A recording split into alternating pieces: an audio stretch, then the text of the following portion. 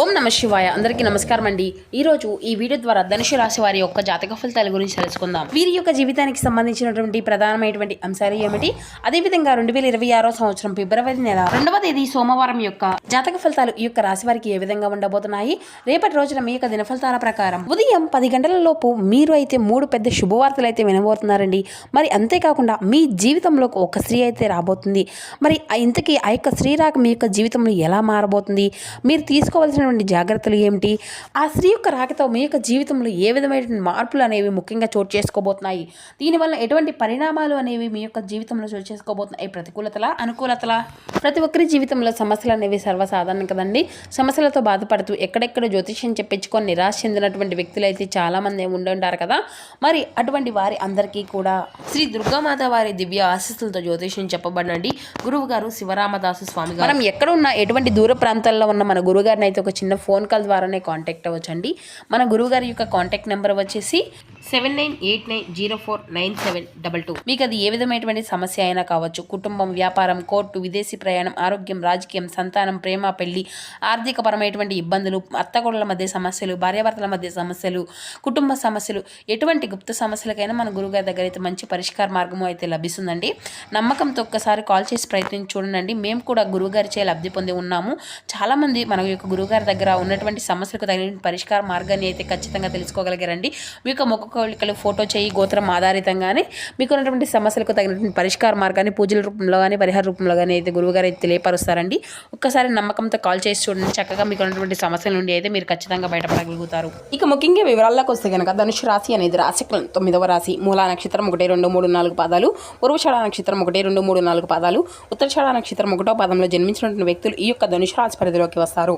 ఈ యొక్క ధనుసు రాశి వారికి అధిపతి ముందుగా వీరిలో ఉండేటువంటి మంచి గుణాలు కనుక మనం గమనించినట్లయితే బోల్డ్ ఉన్నాయని చెప్పాలండి.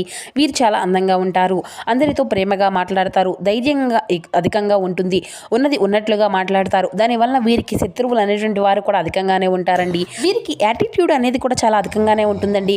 ఒకరు చెప్పింది అసలు చేయరు. వీరికి ఏది చేయాలి అనిపిస్తే దాన్నే చేస్తూ ఉంటారు. వీరు తప్పు లేకపోతే ఎంత పెద్ద వారిని అయినా సరే అసలు భయపడరండి. వీరిని నమ్ముకున్నటువంటి వారి కోసం వారు ఏదైనా ప్రాణాలని అయినా ఇస్తారండి. జీవితంలో ఏదైనా సాధించాలనేటువంటి గొప్ప సంకల్పం అనేది వీరికి ఉంటుంది. దానికోసం ఎంతో కష్టపడుతూ ఉంటారు. వీరు కొంతమందిని నమ్మి మోసపోయారు, అయినా వీరికి అయితే మంచి జీవితం అనేది ఉండబోతుందండి రేపటి రోజున. అయితే ఈ యొక్క రాశి వారికి ఏంటంటే రేపటి రోజున శుక్రగ్రహము అనేది అనుకూలత అనేది వీరికి అదృష్టము అనేది కూడా చాలా వీరి వెంటే ఉండబోతుంది. ఎందుకంటే ఏ పని చేసినా మంచి లాభాలు వస్తాయి, ఆర్థిక పరంగా బాగా కలిసి రాబోతుంది. వీరికి అదృష్టము అనేది వీరి వెంటే ఉండబోతుంది. జీవితంలో కొన్ని మార్పులు కూడా జరగబోతున్నాయండి. మరి ఎన్నో శుభవార్తలు కూడా మీరైతే వినబోతున్నారు. కష్టాల నుండి విముక్తి అనేది లభిస్తుంది. ఆగిపోయినటువంటి పనులు అన్నీ కూడా మీరు రేపటి రోజున ప్రారంభం కాబోతున్నారు. ఇక వీరికి ఇప్పటి వరకు ఎన్నో కష్టాలు, బాధలు, నష్టాలు అన్నిటినీ కూడా అనుభవిస్తూ వచ్చారు. వీరికి ఆవేశం వల్ల ఒక్కొక్కరికి ఒక విధమైనటువంటి అంటే దైవాన్ని కూడా నిందిస్తారు కూడాను. అసలు దైవం అనేది నాకే ఎందుకు ఈ విధంగా జరుగుతుంది, ఇలా జరుగుతుంది ఎందుకు, నా జీవితం ఎందుకు ఇలా ఉంది అనేసి బాధపడుతూ ఉంటారు. కానీ ఆ యొక్క దైవం ఎప్పుడూ కూడా వీరికి అయితే తోడుగా ఉంటుందండి. వీరిని ఎప్పుడూ కూడా కాపాడుకుంటూ ఉంటుంది. ఇప్పటి వరకు ఎన్నో సమస్యల నుండి, ఎన్నో ప్రమాదాల నుండి అయితే మిమ్మల్ని కాపాడుతూ వస్తుంది. అయితే ఈ యొక్క రాశి వారికి మీకు పట్టింపులు అనేవి కూడా చాలా అధికంగానే ఉంటాయండి. ఏ పని అయినా కానీ చాలా పట్టుదలతో దాన్ని అయితే పూర్తి చేస్తారు. కుటుంబం యొక్క బరువు బాధ్యతలు కూడా వీరిపైన అధికంగానే ఉంటాయి. ఎప్పుడు భవిష్యత్తు గురించి ఆలోచిస్తూ ఉంటారు. ఇక వీరికి అయితే రేపటి రోజున ఒక దేవత వల్ల ఎంతో అదృష్టము అనేది కూడా వరించబోతుంది. వీరి యొక్క జీవితంలో ఎన్నో అద్భుతాలు కూడా జరగబోతున్నాయండి. అనుకున్నటువంటి కోరికలు అన్నీ కూడా నెరవేరుతాయి. వీరు ఊహించిన ధనలాభాలు అయితే కలగబోతున్నాయండి రేపటి రోజున. మరి అంతేకాకుండా మీరు ఊహించినటువంటి 3 శుభవార్తలు కూడా మీరు వినబోతున్నారు. రేపటి రోజున మీ కష్టానికి తగినటువంటి ప్రతిఫలం కూడా మీకు లభించబోతుంది. మీ యొక్క జీవితం అనేది పూర్తిగా మారిపోబోతుంది. ఇప్పటి వరకు పడినటువంటి కష్టాలు, బాధలు అన్నీ కూడా తొలగిపోబోతున్నాయి. సమాజంలో గౌరవం అనేది పెరుగుతుంది. గతంలో పెట్టినటువంటి పెట్టుబడులు మంచి లాభాలు అయితే వస్తాయి. వీరి వల్ల కుటుంబంలో అందరూ కూడా సంతోషంగా ఉంటారు. మరి ఆ యొక్క దేవత ఎవరో తెలిస్తే మీరైతే చాలా అంటే చాలా ఆశ్చర్యపోక తప్పదండి. ఎందుకంటే అదృష్టము అంతా కూడా వీరికి అనుకూలంగా ఉంటుంది. మంచి శుభవార్తలు కూడా మీరు వినబోతున్నారు. రేపటి రోజున బాగా కలిసి రాబోతుంది. విద్యార్థులకు పిల్లలకు మంచి భవిష్యత్తు అనేది ఉంటుంది. మంచి స్థాయికి అయితే మీరు చేరుకుంటారు. ఉద్యోగస్తుల కోసం అంటే ఉద్యోగం కోసం ఎదురు చూస్తున్న వారికి అతి త్వరలోనే ఉద్యోగం లభిస్తుంది. ఉద్యోగస్తులకు కూడా మంచి ప్రమోషన్లు వచ్చేటువంటి అవకాశం కూడా అధికంగానే కనబరుస్తుందండి. మీ యొక్క జీతాలు పెరుగుతాయి. వ్యాపారస్తులకు మంచి లాభాలు వస్తాయి. చిన్న చిన్న సమస్యలు కూడా మీకున్నటువంటి ఇబ్బందులన్నీ కూడా తొలగిపోతాయి. ఇక వీరికి ఆ దేవత ఎవరంటే సాక్షాత్తు మీ యొక్క కులదేవతేనండి. మీరు ఎక్కువగా ఏ దేవతనైతే ప్రార్థిస్తున్నారో ఆ యొక్క దేవత మీకు బాగా తెలుసు. మరి ఆ దేవత రేపటి రోజున మీకు తోడుగా ఉంటుంది. మీ ఇంట్లో ప్రత్యక్షమై ఏ రూపంలో అయినా కానీ తిరగవచ్చు. దానివల్ల మీకు ఎటువంటి ఆటంకాలు కూడా జరగవండి. మీకు వచ్చేటువంటి సమస్యలు అన్నీ కూడా దూరం అయిపోతాయి. ఇంట్లో ప్రశాంతమైన వాతావరణము అనేది మీకు రేపటి రోజున చూడబోతున్నారు. అష్టదరిద్రాలు మీకు పలిగినటువంటివి అన్నీ కూడా పూర్తిగా తొలగిపోబోతున్నాయి. ఇంట్లో ఉన్నటువంటి దరిద్రం మొత్తం కూడా తొలగిపోతుంది. కాబట్టి రేపటి రోజు ఇంటిని అంతా కూడా చక్కగా శుభ్రం చేసుకొని మీ యొక్క జీవితంలో ఎన్నో మార్పులు కూడా జరగబోతున్నాయండి. ఎన్నో శుభవార్తలు కూడా మీరు వినబోతున్నారు. ఇంట్లో డబ్బు అనేది పెరుగుతుంది.